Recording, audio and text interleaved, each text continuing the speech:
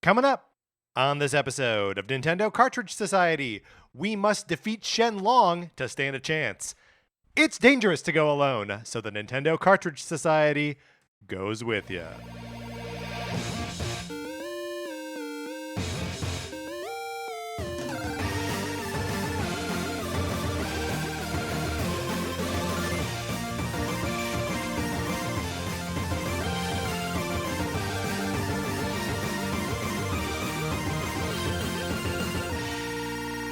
Welcome to Nintendo Cartridge Society. My name is Patrick Ellers, and I'm joined, as I'm always joined, by my co-host, Mark Mitchell. Mark, how's it going? It's going great, Patrick. We are in the dog days of summer. Just the dog days. But you and I went in... Is it implied that the dog days are hotter than the rest of the days? Is that what makes them dog? I think so. Or is it that they're like long and lazy? Oh, that's interesting. I've actually never thought about it. I'm going to look this up while you ask me the question you were about to ask me. Well, what I was going to ask you days is origin. that...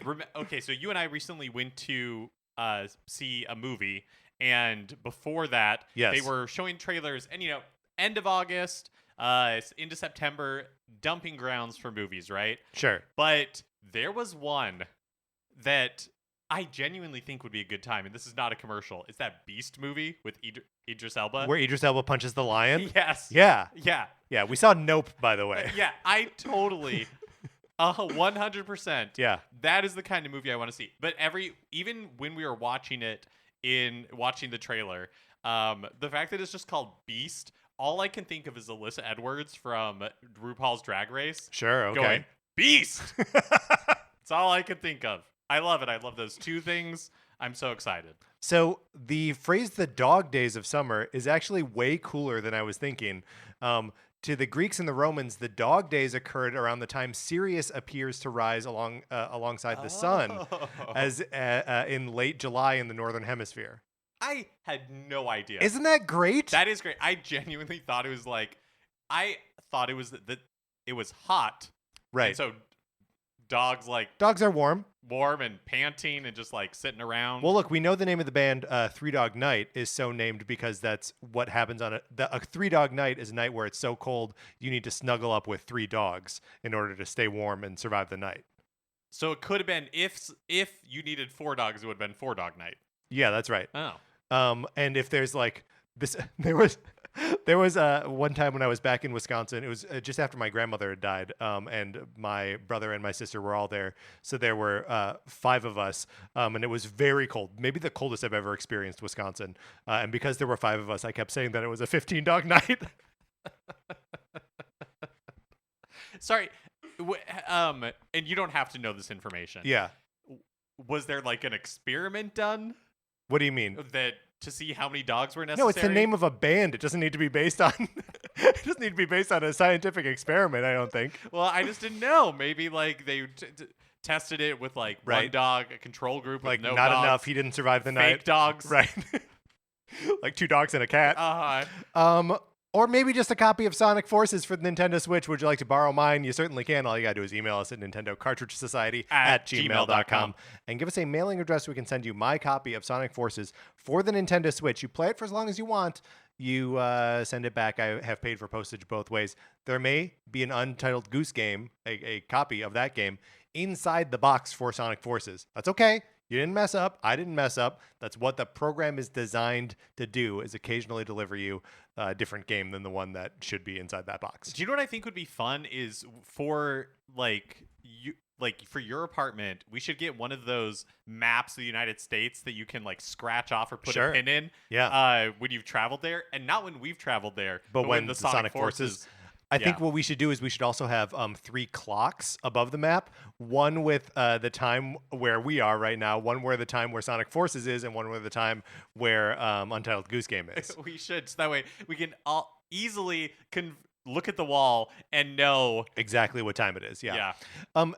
Forgive me if I've talked about this recently, but Sarah and I have been watching Mary Tyler Moore kind of like on and off for the last like year and a half or whatever. And she works in a newsroom in Minneapolis, and they have all those like clocks on the wall. And it's so funny to me that there's one clock for Minneapolis and another clock for Chicago. They're on the same time zone. I don't know what's going on. Why would you need that? Another thing you can do is you can leave us a 5-star review on Apple Podcasts, Spotify, or anywhere that you get your podcast. We appreciate it so much. It helps people find the show. Patrick and I really love reading your reviews. They mean a lot to us. Thank you to everyone who has left us a review. If you leave us a 5-star review on the US Apple Podcast Store, we can see it. But if you leave us a review somewhere else or you share the show some other way, we can't see it, but we still want to acknowledge it. So send us an email, hit us up on Twitter, and we will give you a shout out. Also, while you are sending us an email or hitting us up on Twitter, if you have not already done so, ask to get in the Discord so you can hang out with the rest of us and talk about Nintendo stuff and have a fun time. We're talking a lot about that new Kirby Dream Buffet. We're excited about Splatoon. I started a channel so we can give our thoughts and feelings about various tracks in Mario Kart 8 Deluxe. So get in there. It's invite only, so hit us up. We'll let you in for sure. Speaking of Mario Kart 8 Deluxe tracks, yes, you should let us know, dear listener, your thoughts, your favorite Mario Kart 8 Deluxe track, your least favorite, a fun detail in a track or two that you really like that you think elevates the track, because in a couple of weeks we're going to be ranking every single track in the original release of Mario Kart 8 Deluxe, the contiguous 48. And we need your help. It's a lot of tracks. Thank you to everybody who has written in so far. Some people have been extremely thorough, and we appreciate that so much. Yes. We're really looking forward to these episodes, but we need your thoughts, and we need you to get them in by the end of day, August 19th, so it's not very much time. Yeah, not very much time indeed. And just because we are saying that some of you have been very thorough, and we appreciate that, any impressions at all? Like, I don't need a rundown of every single track. If you want to tell me one thing you like in Shy Guy Falls, like, let me know. Yeah, maybe that'll be the difference maker. Maybe it'll be the difference maker. And then it also just like plant itself in my brain and I won't be able to shake it. Mark, we've got 2 emails that are sort of related, reacting to our recent coverage of the Splatoon 3 Direct and the sort of follow-up there. Chariot Goblin wrote in to say, hey, NCS, so we learned that Splatoon 3 will have 7 returning stages at launch. I just want to let you guys know which Splatoon game each of the returning stages originated from. Helpful, thank you. Hammerhead Bridge, Museum de Alfonsino, and Mahi Mahi Resort are from Splatoon 1.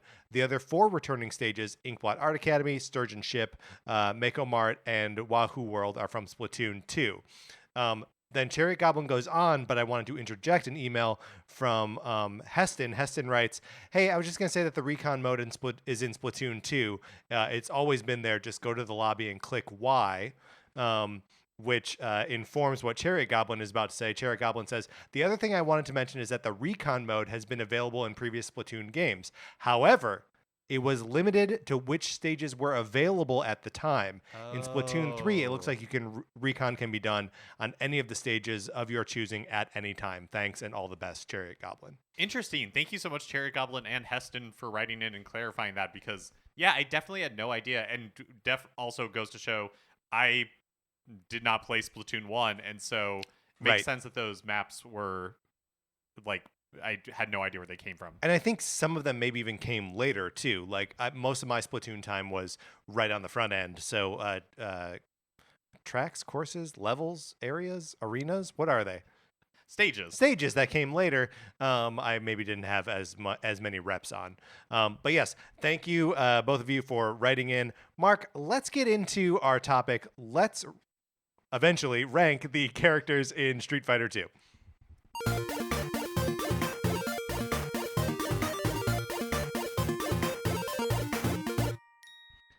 But before we do that, maybe a little conversation about why we're doing this, what's going on, why are we talking about Street Fighter 2? Street Fighter 2 on the Super NES came out originally in North America July 15th, 1992, which means we're missing it a little bit. We're a month late.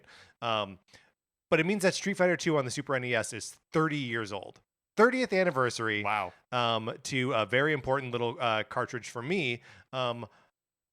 Mark, what is your general experience with the Street Fighter franchise? Not shaking his head and throwing his hands up. Not a ton. I am not really a fighting game person. Mm-hmm. They have just never clicked for me. The needing to like memorize all the different combinations of stuff is just not how I enjoy games.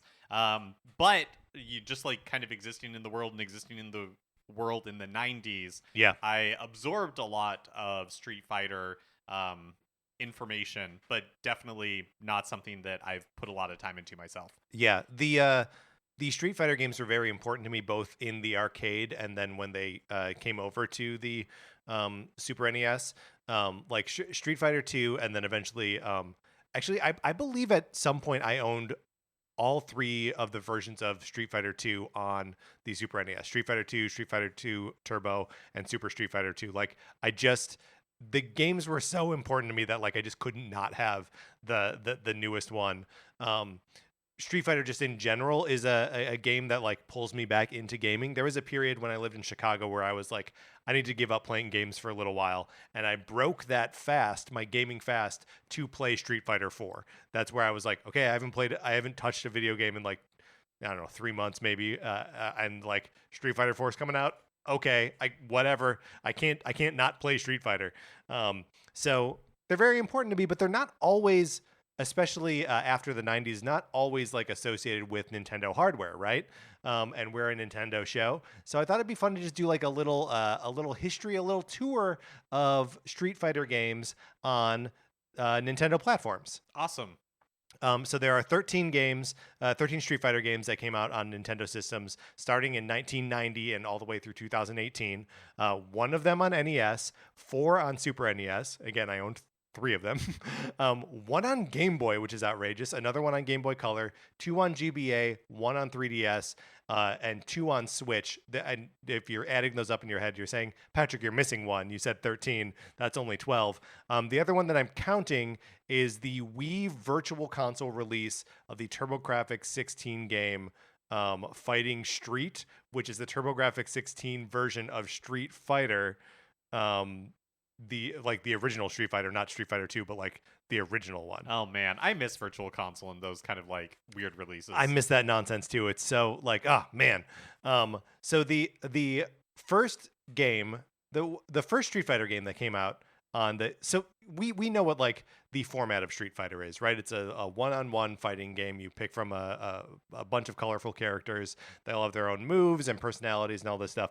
The first Street Fighter game that comes out on a Nintendo platform comes out on the NES in September of 1990, called Street Fighter 2010: The Final Fight. I've never heard of this game. Okay, so it's a side-scrolling, like, platforming kind of game that takes place, of course, in the future, and you play as Ken. The game starts with this insane opening crawl, like it's a Star Wars, like it's Star Wars, and it's against like a starry background. The scroll reads like this, and so bear with me. It reads, a little background. Ken had no interest in the frontier. Then his partner Troy was killed. Someone broke into their lab, stole their invention, and left Troy as a pile of jelly on the floor. It's been 25 years since Ken was king of the Street Fighter circuit, but that's nothing some good bionics can't fix. Fortunately, the killer's path is easy to trace. Every frontier world the killer visited quickly became infested by Troy and Ken's remarkable cyboplasm. In small doses, it can give people the extra strength they need to remain alive. In large doses, it comes alive and takes over the body and mind of its host, turning them into violent, mindless supermen, or in some cases, super aliens. One word, super aliens. Only the skills of a Street Fighter can pass this gauntlet and destroy the evil fiend responsible. And Ken will avenge his friend's death if it's the last thing he does. Oh man, old grizzled Ken, who used to be a top Street Fighter 25 years ago. So is he enhanced with cybernetics or something? I guess. I've never played this game. I love it. It looks abysmal. The every frontier world the killer visited became quickly infested with Troy and Ken's remarkable cyboplasm. What is a frontier? I don't know. Yeah. Ill-defined in the opening crawl. We know that Ken had no interest in it. Ken had no interest in it, but then his partner, Troy, was killed, and someone stole their invention. How weird to make this, like, side-scrolling spin-off of the original Street Fighter. Yeah. Like, I mean, I guess you're just, like, using the name. You're just, like, cashing in on the name. By 1990, Street Fighter 2 was out in arcades, so I'm sure they were trying whatever they could to get anything on the platform.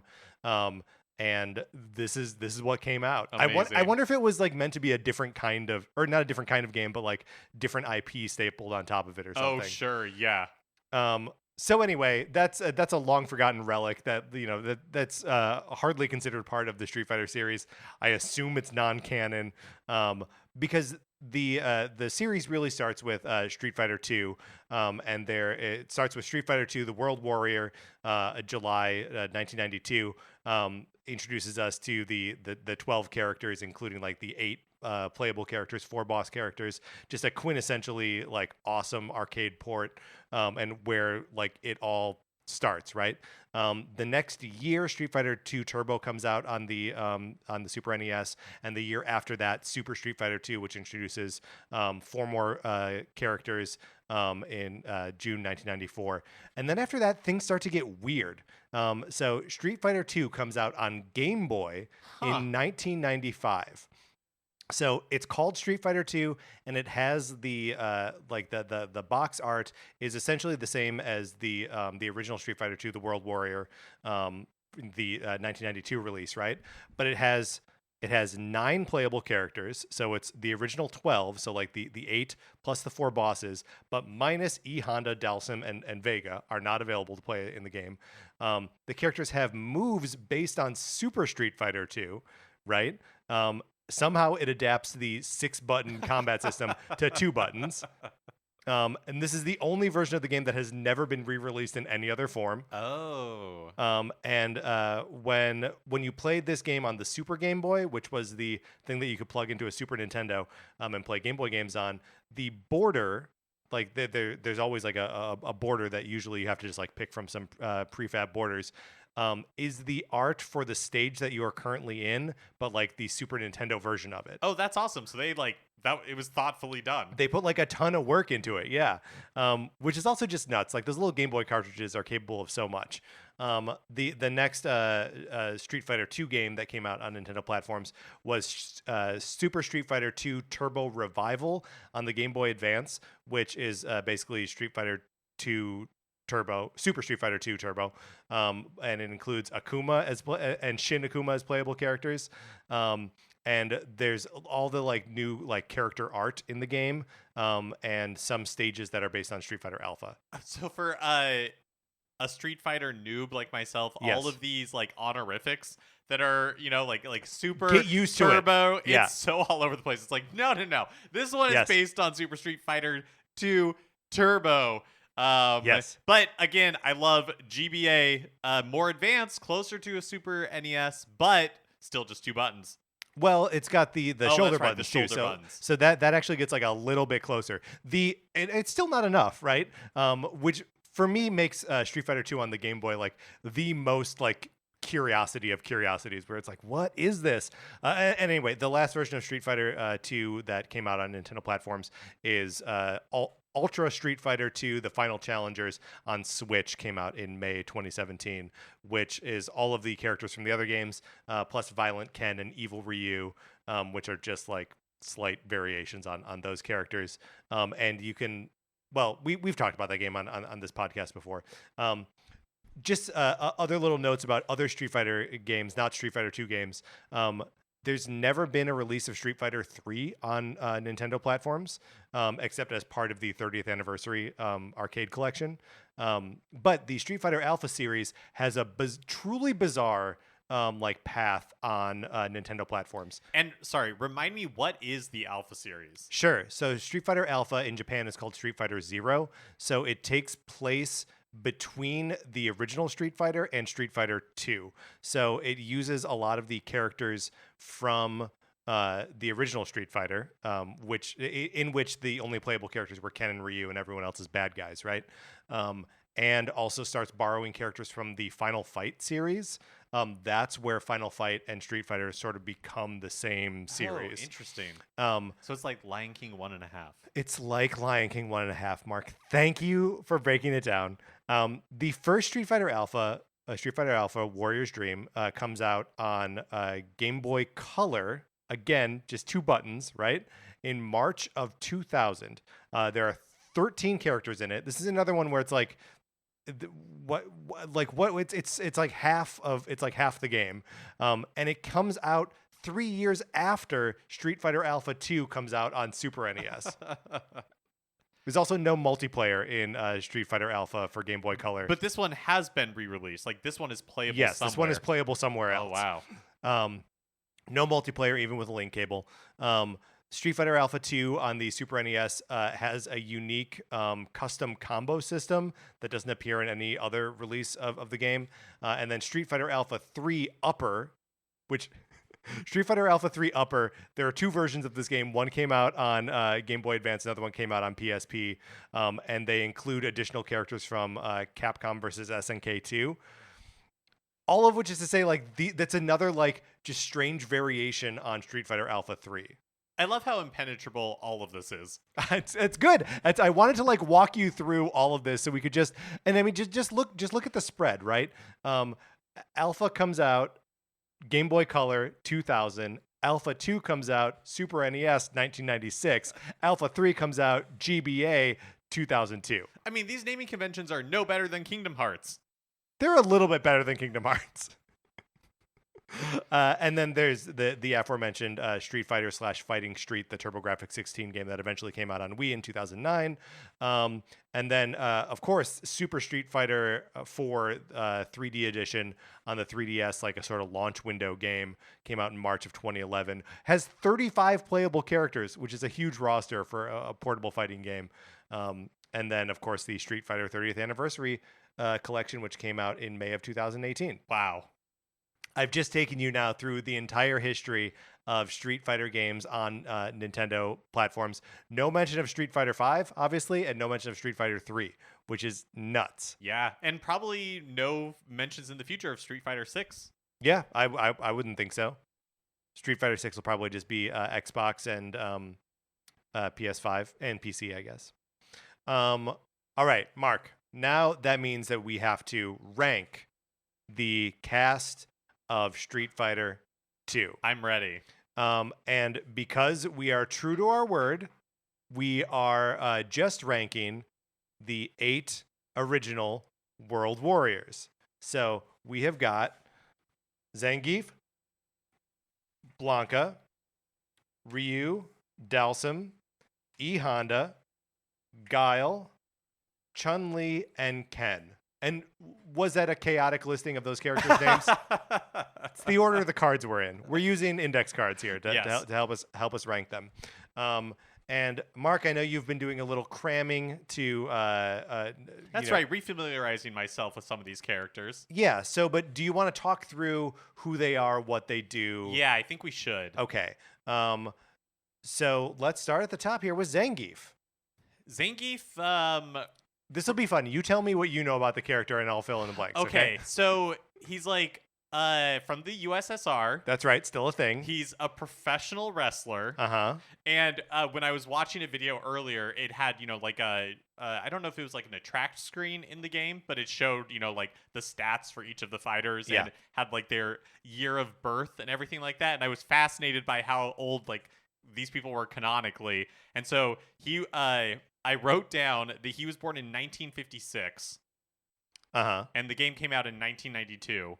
So he's one of the older ones. Well, the arcade game came out in 89. Okay, see, so that's probably their canonical age at that right. time. Well, and that's also the Street Fighter 2 coming out when it comes out is the fixed point in time around which all of this rotates. Oh. So like even the modern Street Fighter games that end up being so Street Fighter 3 is a sequel, like a genuine like chronological sequel to Street Fighter 2, but Street Fighters 4 and 5 all take place in this time between 2 and 3. But the thing is, even Street Fighter 3 now, we've blown way past it in time because, like, 30 years have passed between the release of that first game and now. Right. But he is featured in Wreck-It Ralph. Yes, he is featured in Wreck-It Ralph. It's true. He's like wearing like a red Speedo, and he has these like lines on him or something on him. But so those are scars. Those those are scars on his body because he's a professional wrestler. That's correct. But he's a bear wrestler. He wrestles live bears, which is evidently the most Russian thing that you can do. Yeah, it's he's such a weird like representation of. I mean, all these characters are weird representations of their nationalities. Uh-huh. Um, but that like this USSR, which it still would have been at the time of the original game's release, slash like Russia. He's a weird looking guy, and he's a grappler. He's a slow mover. Okay. And like his special moves, he doesn't throw any fireballs or anything like that. All of his moves are based on like grabbing you and like suplexing you or like jumping in the air, or that kind of stuff. The reason it confused me that they were scars is because they match whatever his like color is. So if it's red, all of his scars are red. If he's like an alternate color, if he's green, if his speedo's green, then like all of his scars match that as well. Yeah, I mean, we're dealing with like limited color palettes where it's like they all have to like change together. Okay, moving on to Blanca. Yeah. He's from Brazil. He's a mutant. So he was abandoned as a child and raised in the jungles of Brazil. Yeah, he's like a big green guy. He can make electricity with his body. The mythology around Blanca is confusing, and he's in the tournament just so he can find his mother. Was she a Street Fighter? No.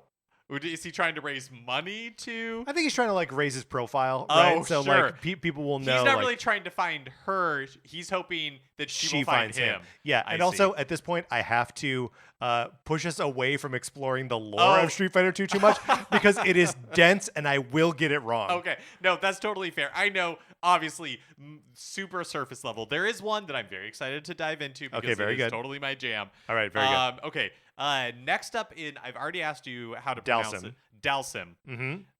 The oldest, I think, again, going off of the... what year was he born? Dalsim was born in 52. What? Yeah, 1952. Oh. I thought you were telling me he was born in the year 52. Oh, no, sorry, 1952. The 19 is implied. Yes. Yeah, okay, so he's like an old yoga master is like what he's how they describe him. Sorry, real quick. Yeah. Do you think the kind of like absurd, over the top country stereotypes of Punch Out or Super Punch Out are they informing the cast here? Not informing, or is it the reverse? Like they're like a joke version of, you know, what was happening in Street Fighter 2. No, I think they're born out of the same thing. I think both the stereotypes here and the stereotypes in Punch Out are there because early games were just using the vocabulary of like the films of the 1980s, 70s and 80s to just like express anything in the quickest shorthand possible, right? So I think that's when you're like, we need colorful characters. It's like, how can we sell the most about a character? Be like, make him Japanese, right? Or make him like an American Army guy, right? And then like you get it, you start filling in blanks all on your own. Yeah, that makes sense. But yeah, so Dalsim, one thing I read is that he's a pacifist, but he uses the money to lift people out of poverty. That's nice. That is nice. I like that. Something to keep in mind. He's got stretchy limbs. He's got like his eyes are just like solid white. And he blows fire. Also, he can teleport. So next up is Ryu, which is a confusing set of powers if you consider that he's a yoga master. It is. Next, we've got Ryu. As far as I know, he just wants to be good at fighting. He's like dedicated himself to being good at street fighting. Yeah, that's right. He commits himself to always finding the next opponent to beat. In his endings, in like every single Street Fighter game, he's like, "Great, I just beat the boss here. I'm gonna keep looking for more dudes to fight." So that's his whole thing. Oh, got it. So E Honda is up next. I don't really know anything about E Honda other than he's a sumo wrestler. Hey, you just figured out everything there is to know about E Honda. Okay. E Honda, it's I do feel like we're glossing over a little bit like how the characters play. Ryu is just to hop back to him, is sort of like the quintessential Street Fighter character. His moves are sort of like the baseline set. He's the Mario with Street Fighter. Totally, yeah. And like even the like how like Mario is to platformers as Ryu is to fighting games, right? That if if a character in a fighting game has a fireball and it doesn't feel as good as Ryu's Hadouken, then it's not. It's the same as a platforming character not having a jump feeling as good as Mario's, which is to say, very few of them actually achieve it. E Honda, just like Blanca, is a charge character, so they spend a lot of. That means to do a lot of their special moves, you have to either hold back or down to then like execute the move, which means you spend a lot of time blocking by necessity to do your more powerful moves. Got it. So he's like the Donkey Kong from Smash Brothers, but of Street Fighter. Does Donkey Kong have to block a lot? No, but I guess he has to charge moves. Oh, okay. All right. Yeah, sure. Up next is Guile, who is kind of like a Neanderthal-looking army guy. Yeah, he's a got a sloped brow going on. Sloped brow. He's got blonde hair, huge flat top. Huge flat top. Always wearing fatigues and a like an army tank. Right? Yeah, dog tags. This guy. This is not my favorite backstory, but I like that like M. Bison killed his best friend, and so he's out for revenge through street fighting. That's pretty good. It is. That's a pretty good backstory. It is pretty good. Guile, another charge character, and he's got this move called the Sonic Boom, which is another like legendary Street Fighter fireball, right? Because it moves slowly and he releases it fast. So like most fireballs, once you release them, you're sort of stuck in the position until the fireball has cleared the screen. But he can throw it slow, so you can put the fireball out in play and then like follow up on it. So people are avoiding the fireball while you are also like rushing them at the same time. Got it. Does that make sense? Yeah, that does make sense. And that's sort of like zoning, trying to control where people are in space is like a Guile standard for like anyone that plays that character. Up next is Chun-Li. Chun-Li has my personal favorite backstory as I understand it. She's an Interpol agent. That's right. Amazing. She's street fighting to investigate the murder of her father. Yep. Also by the hands of M. Bison. I love everything about this. Yeah. And Chun-Li, great. Full of kicks. Does a nice like quick kick, lightning kick thing where you just keep pushing the kick button. And she's great. She's fast. And is along with Ken and Ryu they're sort of like the trifecta that make up like the recurring characters in basically every Street Fighter game. Because you were saying, because speaking of which, Ken is our last fighter on the board, and you were saying that he's from the original Street Fighter game with Ryu. It's like the two of them. Yep. Which makes sense because he, as I understand it, is Ryu's best friend, but also greatest challenger. Yeah, well, and where Ryu is like a solitary, he's a lone wolf kind of figure, but not in like a school shooting kind of way. Ken has like a family. He's got like a wife and kids. And as we find out eventually, a partner named Troy with whom he invents cyboplasm. Oh, that's right. Oh my gosh. That's Ken. Yeah, that's right. But yeah, none of that comes into play in the mainline Street Fighter games. And Ken's moveset is virtually identical to Ryu's. And in fact, in the original Street Fighter 2, I believe they are truly identical. It's not until Street Fighter Championship Edition or Turbo, and even more pronounced in Super Street Fighter 2, that they start to separate them a little bit. As things evolve, Ryu becomes more focused on his fireball, on the Hadouken, and Ken becomes more focused on the Dragon Punch, that like sort of rising uppercut thing. Oh, okay. So yeah, but otherwise, like their basic movesets are basically the same. Mark, do you have any feelings about where you want to put any of these characters as we rank the 8 original Street Fighter characters? So for me, I think Ken is probably towards the bottom. I think Ken is one of the most boring. Okay. Ken the most boring. So I thought this was gonna go this way, that like Ken and Ryu are like among the more boring of these characters, but they're also classic. Right. It's like, how do you rank Mario? Right. And I feel like they share that role.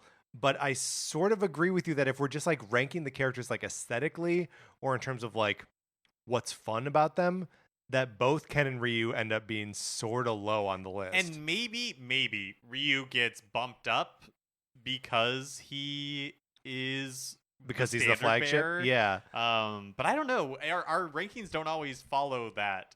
Right. Well, yeah. Sometimes being iconic can earn you extra points. I will also say, like, E Honda, Yeah. sumo wrestler, yes, but might truly be the most uninteresting of these characters. So I also sort of put Dalsum in this category. And this is actually kind of like a gameplay reason that I don't totally love him. He is another character who is good at like controlling space through his like stretchy limbs, but all of his moves are slow, and including his jump where he kind of like floats through the air. I've always had a hard time with him. I want to put Dalsum kind of, if not near the bottom, at the bottom. Okay, so let's kind of group Dalsum and E Honda here. One thing I will say for Ken, I don't know if we can count it though, is that we do know that in the year 2010, Right. you know, He invents cytoplasm with his buddy Troy. Even though he hates the frontier, or he has no interest. He has no interest he in the has no frontier. interest in the frontier. Right. So I don't know if we count that. It's but, also been like, 25 years since he was the king of the street fighting circuit. Well, that's why he uses maybe Bionics. So, the rest of them, I would put Guile somewhere in the middle, I think. All right, Guile somewhere in the middle. That makes sense to me. I'm just gonna go and I'm just gonna say it now. My two favorites of these are Blanca and Chun-Li. I mean, you won't get any complaints from me. I will say, I think Zangief is hot. Okay, all right, yeah, bold take.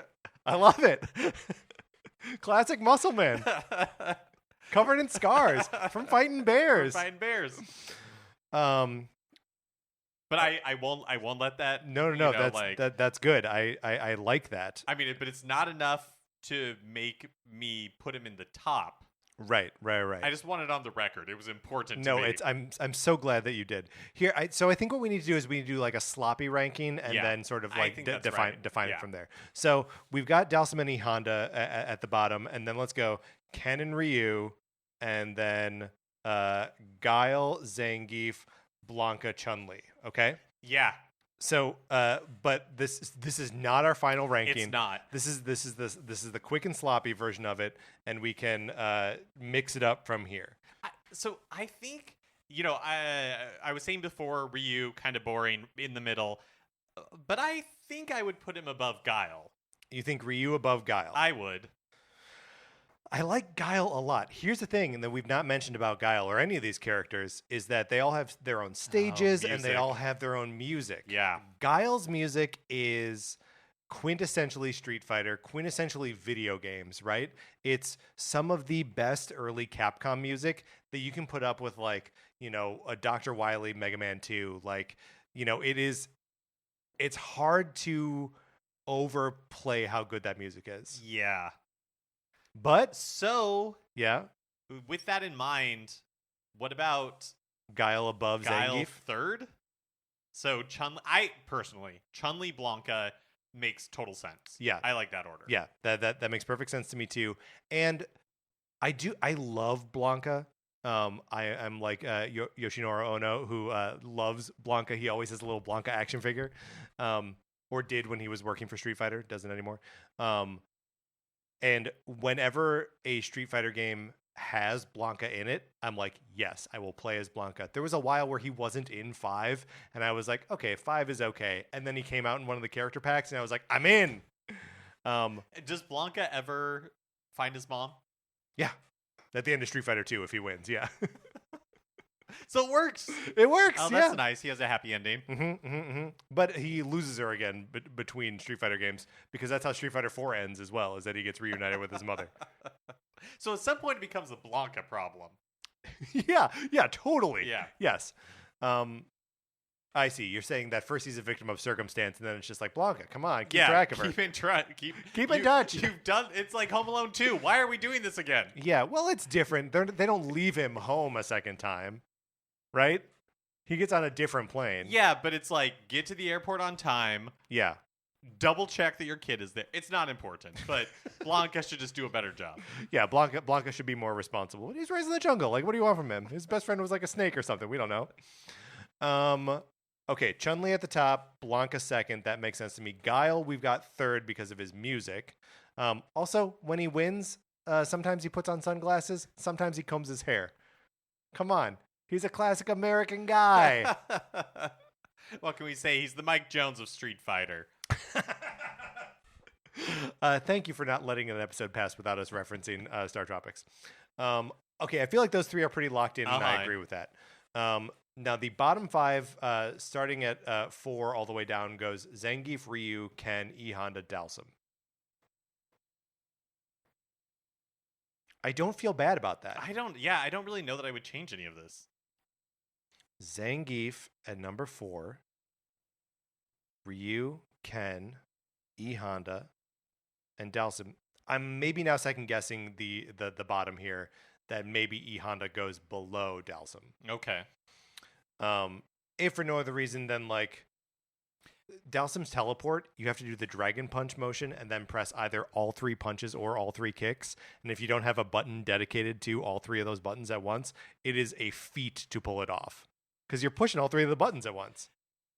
I'm speaking from almost complete ignorance, right? So maybe E Honda has become an awesome character, but do you think that E Honda is kind of milquetoast because he's, well, I guess there are other, anyways, this is what I was going to say, is that he's a like Japanese character from a Japanese created game, and so they just didn't want to show off.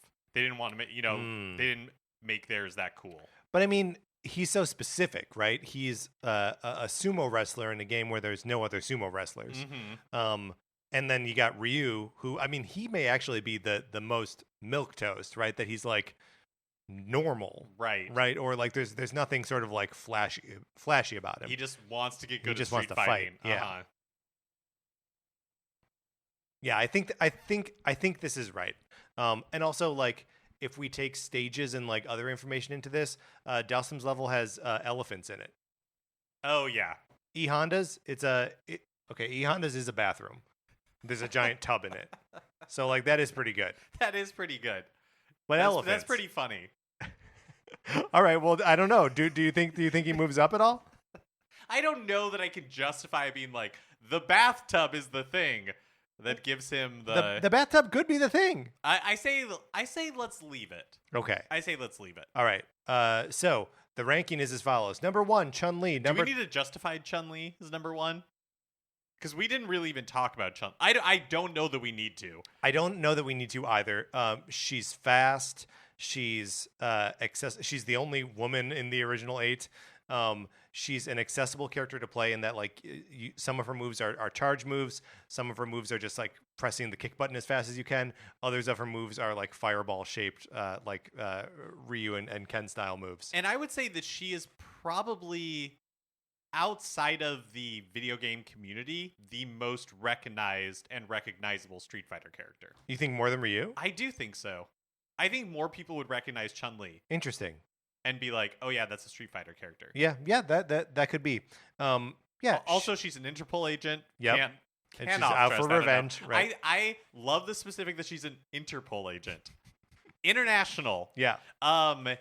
When we did a couple of years ago with a friend of the show, Ryan Mogi, an episode where we cast famous detectives as Nintendo characters. Right. I believe I tried to cast Chun-Li as Veronica Mars, but got shut down pretty hard. Well, it's hard to tell Ryan Mogi who is Veronica Mars because she's the expert on that. Yeah. But yeah, I think this works.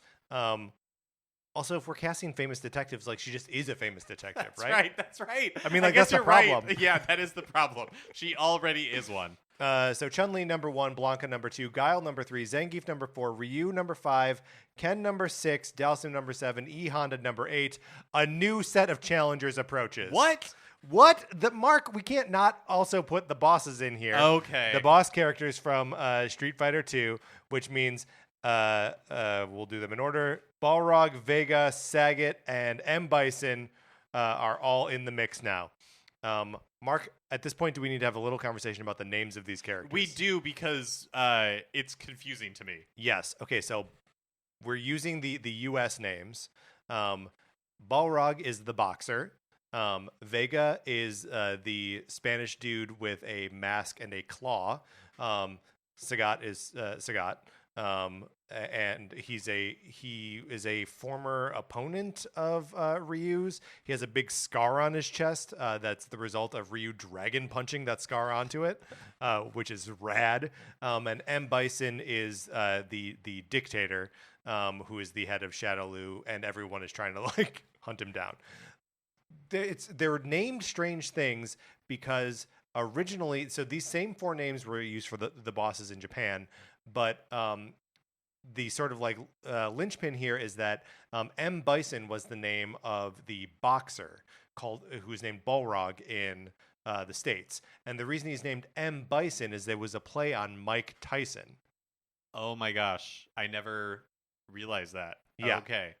So the boxer named M. Bison, a play on Mike Tyson, maybe adding credence to your Punch-Out theory. But they didn't do it because they didn't want to get sued by Mike Tyson for not actually like licensing his likeness. So they got away with it in Japan, but in the States they decided to mix up these character names. And instead of doing a 1-for-1 swap of making the dictator and the boxer switch names, they gave the boxer's name M. Bison to the dictator. They took the Spaniard with the mask and the claw, his name was Balrog, and they moved it over to Balrog. And they gave Vega, which was the Japanese name for the dictator, to the man with the claw. So the only part of it that makes sense is why the boxer isn't named M. Bison. Yeah. Why they looped Vega into this at all is perplexing. That is so nowadays in Street Fighter like 5, Vega is Vega, M. Bison is M. Bison, and I guess that's so unhelpful. No, the answer is no. Because in Japan, they retain their original names. Oh. When these games are played like internationally and people have to refer to them, they call them Dictator, Claw, and Boxer. Wow. So they really call them not even any of the names that they have and share between them. But we're gonna use the U.S. names. Yes, I will also occasionally drop into calling them Dictator, Claw, and Boxer, just because. One of the other like hilarious things about Balrog, the boxer, is that because his original name was M. Bison, a lot of his special moves are named after like bison and buffalo. So like it's just an ongoing concern where like these things don't make any sense and they're just in conflict and in concert with each other all the time. I love it. And Balrog is also like the demon in the deep in Lord of the Rings, right? I mean, sure. Yeah. Yeah. I don't know what to do with that. Do you? No. And I like if we apply that to Vega, does that make more sense? To the dude with the claw? No. No. Not to me. Like none of it certainly doesn't. No. All right. So let's throw these characters out here. Let's talk about what they actually are and what we like then about we're going them. to put them in with the other fighters. We're going to rank them against the other fighters. Okay, Yeah. all right, let's do it. Okay, so let's start with Balrog. The boxer has no kick attacks, even though he has kick buttons just like everybody else. When you push a kick button, he punches. Why? I love it. Why is he a villain? Like, what's his motivation? I don't know. Okay. Because everybody else everybody seems to have like a motivation. Yeah. He's like just a boxer. I mean, honestly, I don't think I could tell you what the motivation of any of these characters are. I can tell you about Sagat's history with Ryu, and I can tell you that M. Bison is a bad I can see like guy. Right? Sure. Dictator, Dictators are bad. Right.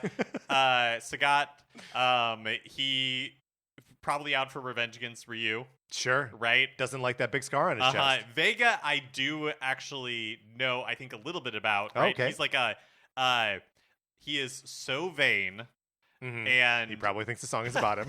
And that's a problem because he's going around trying to like punch, street fight ugly people, get him out of the world. Right. Also, he wears a mask. Kind of like it's almost like Jason mask, like Friday the 13th. Oh, interesting. I was going to describe it. I think we're both bad at describing this mask because I was going to say that it's like if the Phantom of the Opera mask was a full face mask. It's so like I see what you're saying. Like in the key art for Phantom of the Opera, yes, where it Well, even that's not a full Even mask. that's not a it full shows mask, the yeah. Yeah. But it's just like a round white circle with slits for eyes. Yeah. It's very cool looking. Vega may be the coolest looking of these characters to me. And he's got that like claw. Which like no one else brings weapons into this. What are you doing, but Vega? he's got. It's not even like a Freddy Krueger claw. It's more like a Wolverine. It's type like a thing Wolverine going on. claw. Yeah, Just one of them, right? yeah, just one. Yeah, I like Vega a lot. I like Vega a lot too. Also, just rad that as you're fighting Vega, if you deal enough hits to him, he can lose the claw and he can lose the mask. Oh. Losing the mask doesn't do anything. Losing the claw, it decreases his reach. In Street Fighter 2? Yeah. Oh, that's cool. Isn't that neat? That is really cool. He also interacts with the background in a way that like none of the other characters do. He has this move where, so in his stage, he jumps up on you fight him in like a cage match kind of thing. So there's like a fence behind you, and he climbs around on the fence and then like dives at you. And if you're using him in a level that's not his own, he just sort of like jumps off the side of the screen and attacks you that way. But yeah, there's just something about Vega that makes the whole world feel a little bit more real, a little more like tangible and physical. And so for that reason, I love him. He's also the first of the bosses that is like genuinely hard. He's the second one you encounter. And as a kid, I remember getting stuck on Vega most times I played the game, where I would be like continuing. He's very difficult. He's very fast, and he's got a lot of range. This is apropos of like nothing, and I can't even really explain it. But when you are going through the character select screen, and it tells you what country each one's from, and you know there's a lot of Japan, there's a lot of USA, there's, like China, and all, but for whatever reason, when Spain, it's like Spain, you're like Spain. Who's from Spain? Well, there's like no other European countries represented, and then Spain. I love it. I love Vega. Yeah, I love Vega too. So let's just like float him high somewhere. Yeah. So we're laying out the cards. We're just sort of placing him high. Here's the thing. All the bosses are pretty good. Because I think Sagat is also like pretty high. He wears an eye patch. Yeah, that's pretty cool. He's like 7 feet tall. He has that big scar. He's got that big scar, and his shorts are like Muay Thai, like boxer shorts. Like he just looks rad. Mm-hmm. Speaking of which, M. Bison, I have never understood his outfit. I guess it's a big like kind of almost like Nazi like hat and coat type thing going on, but it's red instead of black, right? Like you associate it with like the Nazi thing to be black, right? Right.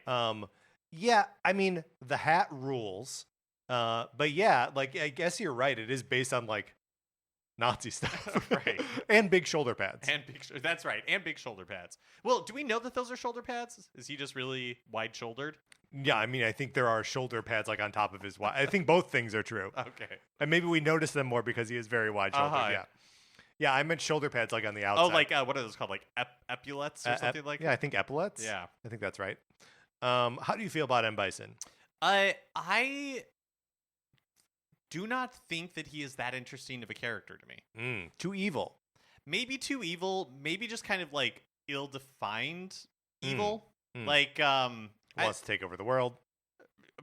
Does he? Is that what I mean? Yeah, I don't know. Yeah, I don't know either. I mean, sure, he's like killed some people. But it's more interesting to me that those people are out for revenge. Right. Like, M. Bison, tell me why you killed those people, and if it's just because you're evil, it's not doing anything for me. Right. And he's the head of Shadowloo, which is like a company. The name of an ABBA song. Yeah, it might. Could be the name of an ABBA song. Okay, so let's float M. Bison sort of on the low side. Yeah, I would say like middle-ish to low. I would feel weird putting him below Ken. Oh, yeah, for sure. Okay. Like, I don't think he's a terrible character. I think he's like iconic, but I just don't like him that much. Sorry, I think I meant I would feel bad putting him above Ken. I would feel bad making Ken worse than M. Bison. Oh, okay. Does that make sense? Yeah, that does make sense. And then Balrog. Where do you like Balrog? I would say above M. Bison, but below Sagat for me. Okay, so our ranking of the bosses, Vega at the top, Sagat, Balrog, M. Bison. Now we have to like shuffle them in with the rest of these characters. Yeah, gets tricky.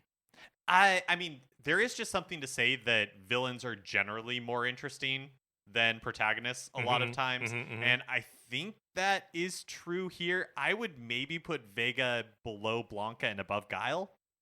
I would also put Sagat above Guile. I think I would too. Oh my gosh. Yeah. Okay, so we're going right now Chun-Li, Blanca, Vega, Sagat, and then Guile. And I have to tell you, Blanca is up there in second place still, because I'm assuming that's where you would want Blanca. Otherwise, you put Vega above Blanca? I personally probably would. Shoot, it's happening. It's happening. We can always revise these as we go. We can. I'm really upset with Blanca for losing his mom multiple times. And look, I don't have all the facts, right? So maybe there's a compelling story reason. M. Bison kidnapped her. No, here's the thing, is that when it comes to Blanca, compelling story reasons are not any, like... But that's part of his appeal, I'm guessing. That is part of his appeal, kind of the mysterious aspect of Blanca. He's like Yoda. There's no species name. That's right. You don't over-explain Blanca. And there's not like a Blankle, you know? Blanca's a singular figure. I mean... Could it be improved if there was a Blankle? I mean, I think probably. It would delight me. We're doing a Yoda to Yaddle. Like, I don't. Oh yeah, that's right. I said it, and I was like, we should definitely. Are we making sense? We have to explain. We have to explain these things. Yeah. Okay, and then so Blankle, table for one. See, it's a little too close to Tingle, right? Another thing also we good. love. Also good. Yeah. So we just need a fighting game where the characters are Blanca, Yaddle, and Tingle. A lot of green in this game. All right, and then we are slotting in Guile below that. Guile better than Balrog. I think that makes sense. Zangief, I think also better than Balrog. Okay. Ryu versus Balrog. I just wish there was more to Balrog, or that I knew more about Balrog. Do you know what I mean? Yeah, so he's a boxer. He's American. His stage is in like Las Vegas. He's fighting on the streets. When he gets knocked out, he yells, "My fight money!" Oh, okay, there we go. That's some motivation. So he's after some money.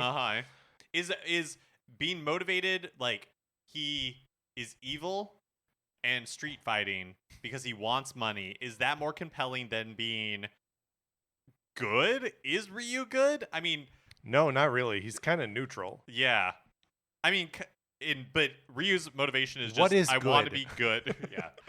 Ooh. If Street Fighter is what causes this to become a like philosophy podcast, yeah, that would be weird. I mean, it was bound to happen at some point. So is Ryu? Like, is his motivation of just being driven? Because we've kind of talked about it as being boring. Wow, is Ryu a good guy? But you could, because he's not a hero. But because I guess the question I have is like Ryu, somebody becoming real, like basically Ryu is training for the Olympics, right? He just wants to he wants to be the best at street fighting, right? And I feel like that is neither good nor bad. Right. It's just it's totally neutral. Yeah. And there is something admirable about like being so driven and to something be like good about like this singular thing and just being like, yeah. But it's just weird to apply that to street fighting. Well, I think just generally he wants to be the best warrior. Oh, okay. You know, whether or not it is in a street fight, and you know, like what defines a street fight, right? Like when is a fight a street fight? I think when it is unsanctioned. Okay. Sure, when there's no like official tournament. Yeah. Then how can we have Street Fighter tournaments, Mark? How can Evo exist? It's a contradiction in terms. I told you this was going to turn into a philosophy podcast. All right, so there's some sort of novelty to Ryu's extreme neutrality. Yeah. That I think makes him better than Balrog. I think so too. Okay. Balrog, better than Ken, worse than Ken. I am going to say, and Ken is lucky that Street Fighter 2010 exists, because otherwise I think he'd be much lower. But I think better than Ken, then I would put Balrog. Okay, so worse. Oh, worse sorry. Ken better. Yeah. Then Balrog. Yeah, I think that's where I would do it. Two Americans holding ranks right next to each other. I think that's okay. Okay. 3 American characters in the first Street Fighter 2. Because they knew what their audience was. Boy, what a great point. And 2 Japanese characters. So yeah, you're right. But then also 2 Thai characters. Anyway, then we got M Bison up against Dalsum and E Honda. I guess I'm going to... Well, actually, I'm interested. What do you think? So M Bison, he's the final boss, right? And as such, he always holds a little bit of an allure, right? Where you're like, he's very difficult. I remember the first time I got to play as M Bison when Championship Edition came out and the boss characters were playable, that I was like, holy cow, I can do all of these moves that have been rolling me forever. But that's like a flash. That's a moment, right? And it's a good moment when you can first play as M Bison after having him destroy you for, I guess, a year, however long I was playing Street Fighter 2 before playing Championship Edition. But then after that, yeah, he's a dictator based on Nazis. Like, I think we got to rank him pretty low. I do feel like we have to rank him pretty low. And yet you like him more than... Man, it just feels so mean to say after we just explained M. Bison, but I think I like him more than both of these characters. All right. M. Bison goes above Dalsum and E. Honda. I think it's fair. I think you're right that sometimes villains are more interesting than heroes. So I think the ranking as we have them right now: Chun-Li number 1, Vega number 2, Blanca number 3, Sagat number 4, Guile number 5, Zangief number 6, Ryu number 7, Ken number 8, Balrog number 9, M. Bison number 10, Dalsim number 11, E. Honda number 12. Mark, more challengers approach. What? That's right. We've got to add in the new characters from Super Street Fighter. Rounding out the Street 16, Fei Long, T-Hawk, Cammy, and DJ. Okay.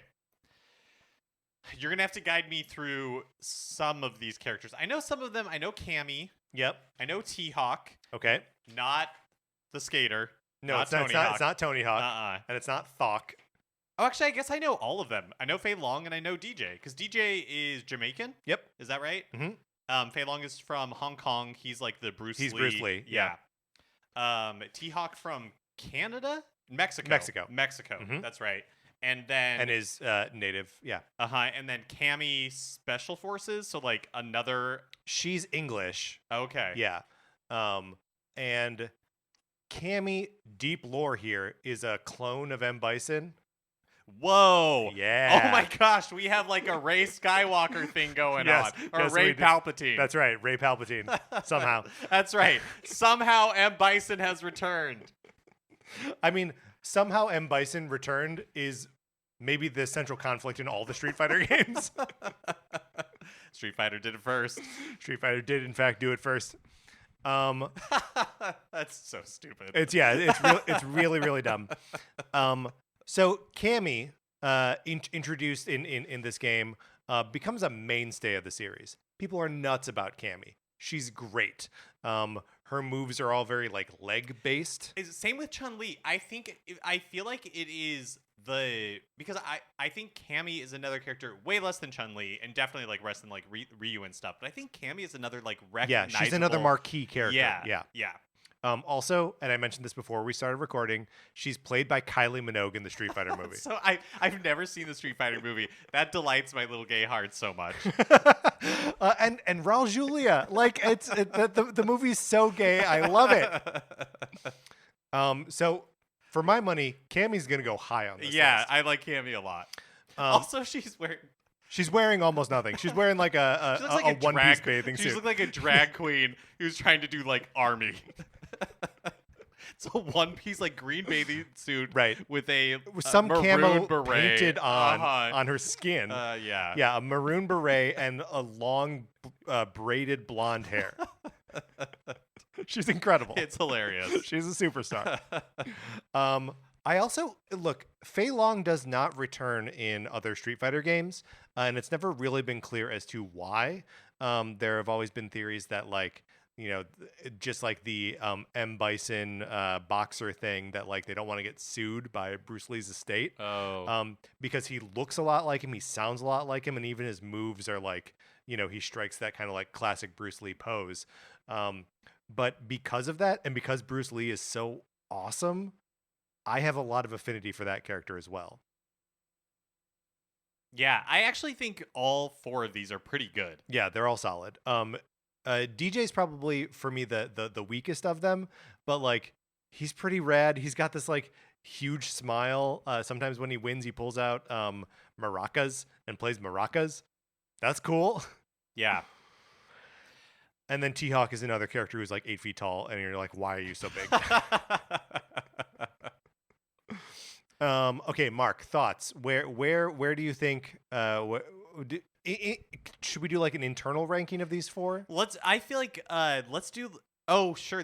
I think we should do what we did with the villains and just kind of do like a gut check, like where general area do we think they should go, and then we can compare them against their direct neighbors. Sure. Okay. So Cammy for me, I think in the possible all-time greatest, like in the top. Yeah, 3. I think in the top. Yeah. Okay, putting Cammy over here by Chun-Li, Vega, and Blanca. Should have been better to your mom, Blanca. Oh my gosh. Okay, T-Hawk. I feel like kind of mid. Yeah, I feel honestly like the 3 of them I would kind of put middle-ish. Okay. So put T-Hawk like about where you think he goes. Okay, doesn't have to be precise. Yeah, so like around the Ryu, Guile. Guile, Zangief, Ryu, that sort of area. Yeah. So I think Fei Long kind of goes above that. Okay. But in that general neighborhood. Okay. Okay. And then DJ, I would put in like the second half of the board, kind of by like Ryu and Ken. Okay, sure. In the Ken Ryu Balrog cluster. Okay. I feel pretty good about that. Let's do Ken versus DJ. Well, the thing that is always going to be a demerit for DJ is that in the year 2010, he was not. I can't wait to hear what you're about to say. This is incredible. In the year 2010, we have no idea of his interest in the frontier. Right. His partner Troy was not killed. We don't know if he has anything to do with Cyboplasm. Yeah. So that's a tough gig to beat. It is, but dude likes music. He dances. He definitely has way more personality. He's got way more personality than I think of as Ken having. And certainly as expressed in Super Street Fighter 2. Yeah. Okay. Yeah. So I say DJ over Ken. All right. DJ over Ken. Also, the criteria by which we are evaluating these characters is eluding even me. I'm not even sure I know how to describe it. It's best to just ride the wave, I think. At this point, I think you're right. It's informed a little bit by music. It's informed a little bit by design. It's informed a little bit by gameplay. A little bit by philosophy. A little bit by philosophy. A little bit by Street Fighter 2010. A little bit by how many dogs it would take to warm them up on a cold night. Do you think it takes more dogs to warm up like Zangief on a cold night? I think it would really come down to he needs bears. To BMI. It's a 3-bear night. Yeah, it's a 3-bear night. I think it would really come down to BMI, which I guess we could calculate for most of these characters because we know their height and weight. Yeah, that's a great point. For most of the characters. That's a great point. All right, T-Hawk. We currently have him sort of in the Zangief, Guile, Ryu area. I think I'd put him above Zangief. He's not hotter than Zangief. You don't think so? I think he's hot. But I feel like, I don't know, Zangief has like muscle man proportions. T-Hawk has like cartoon character proportions. That's true. I think for... I'm fine with that. Okay. Yeah, I'm fine with that. Let's put T-Hawk below Zangief. But then I also T-Hawk versus Ryu. I would put him below Ryu, probably. I think so too. I think so. Yeah. Okay. But above DJ. Okay, great. Also, it just stinks to be the second most famous T-Hawk.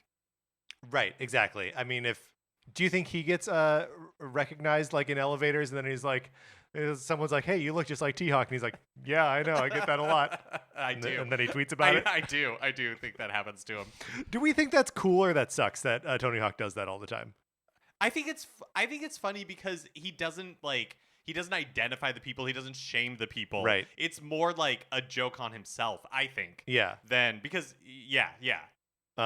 It's just funny to me that like it's a thing. Like it's Uh-huh. just like that's part of his identity now is that his one of his favorite type of story is people recognize him but don't think that he's him. Okay, Fei Long. We've got him currently in the like Sagat, Guile, Zangief area. So like you said, the criteria in which we're ranking these are all over the place. Yeah. Like Guile's music is so good, I would put Fei Long below Guile. I think that's correct. But are we ranking Sagat too high then? No. So you think He's got an eye patch and a giant scar and those shorts, man. Yeah. Okay. All right. Also, like his like shins and feet are like taped up, just like his like real like kickboxer kind of stuff. Like it's just very cool. So then Fei Long and Zangief. I will defer to you, Mark. I think Fei Long takes it. Okay. Yeah. Just because Bruce Lee's a legend. Is amazing. Yeah. Okay. All right. Great. Which then leaves us with Cammy, who I said top 3 before, but I'm just comparing her against Chun-Li, Vega, and Blanca. So I think Chun-Li takes it. Chun-Li's number 1. Yeah. Yeah. I think that's right. I think it's hard to dispute Chun-Li. I think Vega takes it, but that's harder for me. I don't know. I think I like Cammy more than I like Vega. I definitely think Cammy is more outside of video game world. People would recognize Cammy, even if they don't know the name, but they would be like, "Oh, that's Kylie Minogue." Yeah, right, exactly. International singing sensation Kylie Minogue, and actor Kylie Minogue. I versus Vega, which I think people would be like, "Why is that person is that like some Halloween character that's a mashup of like Freddy Krueger and Jason?" Right. He's like 2 horror villains mixed together. And that sounds like a Mortal Kombat character. Exactly. And like Blanca, I think, look, again, this is the weirdest criteria by which to be ranking them. But I think Blanca, people Keeps are like, losing his mother. Is that the Hulk with long hair? Like, I think, sure. So I feel good about Cammy being second. Wow. Okay. All right. So let's put you back up over here. Chun-Li in number 1. Sorry. Give us a moment as we shuffle the cards here. All right, Mark, should we run down what we have, or should we introduce the final another one? Akuma, of course, added in the like later versions in the arcades. Not a destination in the Beach Boy song Kokomo. That's right. And we had to count earlier how many destinations are listed in the chorus of Kokomo. Think about it. We got Aruba, Jamaica. Who I want to take you to Bermuda, Bahama, come on, pretty mama, to Key Largo, Montego Bay, why don't we go down to Kokomo, and we'll count Kokomo even though it's not a real place. Right. So 7. Akuma, he's like a demon of some kind. Yeah. What is Akuma's deal? Difficult to say. He's like an embodiment of pure evil. He's basically Ryu, but mean, right? Like, he's also just out there to, like, fight everyone. And his moveset is very much in line with Ryu and Ken. Looking him up, Akuma, the word is Japanese for devil or demon. There you go. And Akuma there are, like, other versions of him that appear in these games. One is called Oni, which is, like, another Japanese word for, like, demon or devil or something. But I want to lay it out here. We are not including even this is the final character that we're adding to this.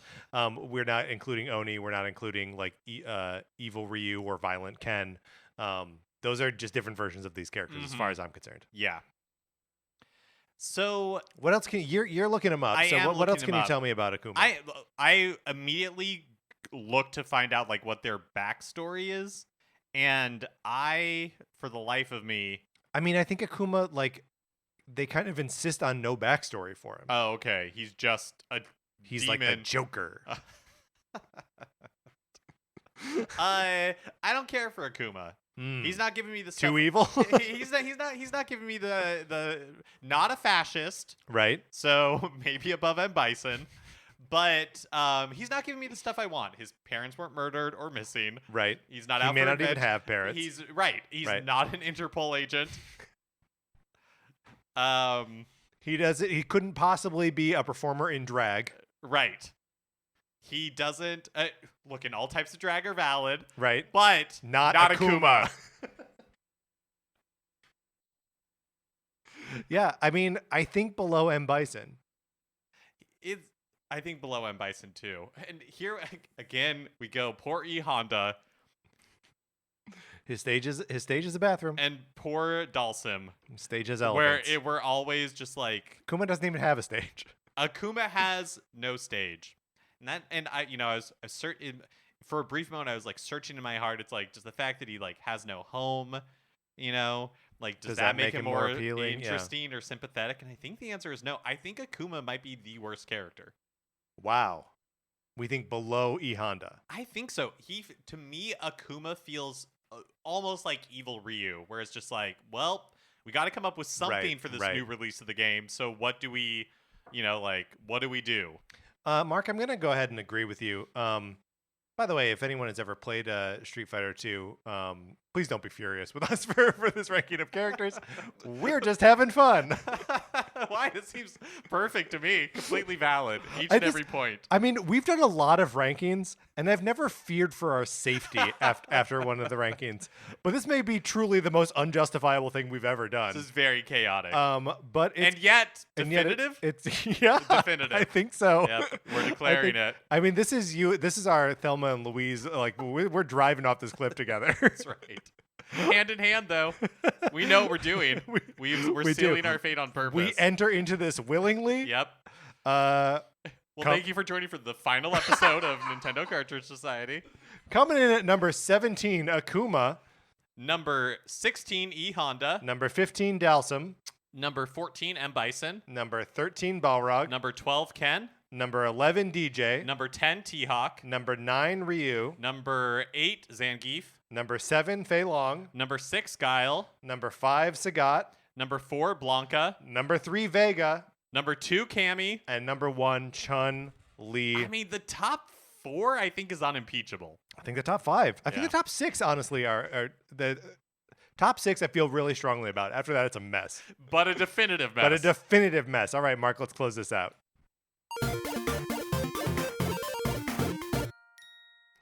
All right, that's going to do it for this episode of Nintendo Cartridge Society. If you've got these characters ranked a different way, don't let us know.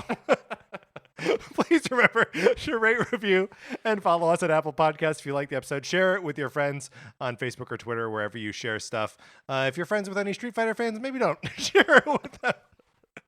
You can follow us on Twitter. I'm at Patrick_Ellers. Mark is at MKE Mitchell, and the show is at Nincart Society. You can also check out the Facebook page, which is just Nintendo Cartridge Society.